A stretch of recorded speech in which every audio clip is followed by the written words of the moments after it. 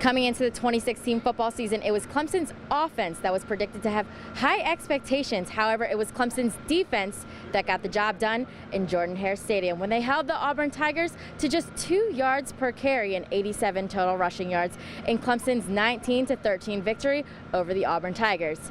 From Auburn, Alabama, I'm Kaila Burns-Heffner with 7 Sports.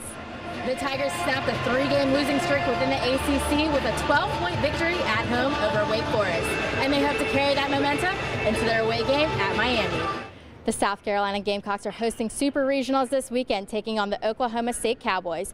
The winner will advance to the College Baseball World Series, and although that is exciting, pitcher Braden Webb got a phone call that will change the rest of his life today. While preparing for the upcoming 2017 NFL Draft in his home state of Florida, Scott took time to come back to the upstate to train the next generation of football greats.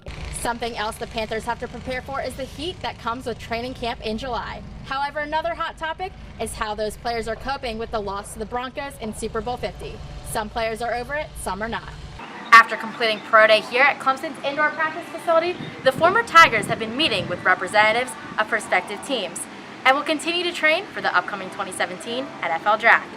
From Clemson University, I'm Kaila Burns-Heffner with ESPNU Campus Connection. Although the season and the celebrations are over for now, Clemson fans, players, and coaches have created memories here that'll last a lifetime. In addition to all of those features, one of the highlights of the new facility is the Clemson National Championship Trophy, which is displayed proudly in the lobby of the new facility. Carter McMurray, the 5-year-old son of Jamie McMurray, showing the Cup boys how to drive in wet conditions and doing a mighty fine job, I might add.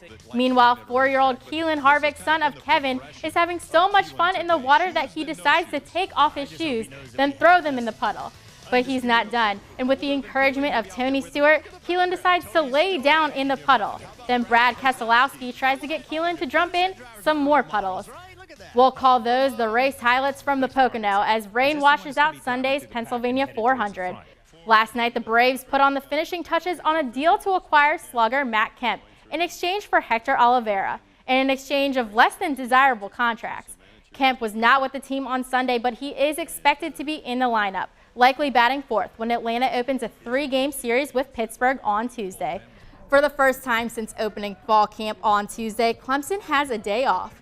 The Tigers will get back to action on Monday morning with the first of 2 practices, starting at 9:30 and the second just after 7 o'clock tomorrow night.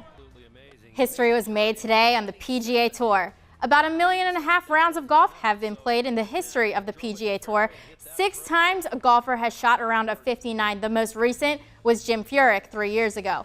Good evening, everybody. The NCAA has spoken, and again, our area will be getting basketball events in the well. The Panthers practiced for the 4th straight day this morning on the Wofford campus. According to various reports, Cam Newton was not as sharp as he had been the previous couple of days. And for the 2nd straight morning, linebacker Shaq Thompson picked off a Cam Newton pass. I'm Kaila Burns-Heffner here with Eric McLean, former Clemson Tiger. Yes, what's it like to be back here? I love it. Just get to relax, hang out, see all you guys. No pressure this time, and just enjoying life. So how is it different? Obviously, you played in this game last year. How is it different now this year? Just being able to relax and watch it. You know, I don't have to worry about what Alabama's doing up front. Here in Raymond James Stadium in Tampa, Florida, it is finally here. It is game day, national championship game tonight. Absolutely. Here with Taj Boyd, former Clemson Tiger, former quarterback here.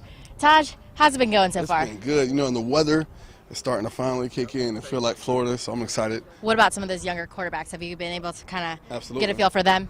Yeah, you know, I spent a lot of time talking with Zarek and Kelly. To see the type of success that the Clemson program has had, what does that tell you about Dabo, and how proud are you of him? Oh, he built this team, the coaching staff, the players. He got a system, and he loved the guys. Walk me through your emotions of this week from winning awards, being named a Heisman Trophy finalist, to being here. It's awesome. You know, it's a good feeling always being able to have your name tossed in the hat. Former Clemson standout and current Houston Texans wide receiver DeAndre Hopkins finished the 2015-2016 season 3rd in the NFL for receiving yards and 7th in the league in receiving touchdowns. His 111 catches for 1,521 yards and 11 touchdowns led him to be named a Pro Bowl starter after being an alternate the season before. I prepared myself well for that since my rookie year. I've made the right steps to progress each year. My second year, I was a Pro Bowl alternate. So I knew coming my third year, I had some motivation not to be alternate, but to make the Pro Bowl. For as great as he is on the field in Houston, Texas, DeAndre Hopkins also spends time giving back to his community in Central South Carolina, where he's giving out over 1,000 book bags to children from his hometown. Hopkins brought plenty of smiles and school supplies in his 3rd annual back-to-school giveaway, where he spent time signing autographs, meeting fans, and handing out backpacks at the Central Clemson Rec Center. The community has supported me throughout my career, high school and college. To be able to come back out here and to shake their hands and just to see their faces and hang out with their kids, it means a lot to me. It gets tough on some people to provide those things every year for their kids. So it was my mom's idea, and we ran with it. And I think the turnout has been great every year. The former Daniel High School star also returned to his alma mater with former teammates Shaq Lawson, Deshaun Williams, and Jarvis Jenkins to host the 2nd annual football camp at the high school that bred the current NFL athletes. It's very cool. I couldn't sit here and say we predicted this when we were in high school, that we would all be in the NFL and giving the count back, but now that we are, it's cool. We all stay in touch. We're all like brothers. Even though we're on the same team, some of us rival teams, we still stay in touch. Just as he stays in close contact with the place where he launched his all-pro career. In Spartanburg, Kaila Burns-Heffner, 7 Sports. The South Carolina Gamecocks are hosting Super Regionals this weekend, taking on the Oklahoma State Cowboys. The winner will advance to the College Baseball World Series, and although that is exciting, pitcher Braden Webb got a phone call that will change the rest of his life today. Webb took a quick break from practice to answer the call from the Milwaukee Brewers as the 82nd overall pick of the 2016 MLB Draft. He was later named the starting pitcher for the first game against Oklahoma State. It's those kids' dreams to have a chance to play in Major League Baseball or have a chance to reach the majors, and getting drafted is a huge day for those guys. And I certainly wanted to make sure that they got a sense of enjoyment out of it. Oklahoma State pitcher Tom Hatch was also drafted by the Chicago Cubs as the 104th overall pick. But head coach Josh Holliday was vocal in his dislike of his players getting drafted before playing in the Super Regionals. Now, is that a good system? No, it's horrible.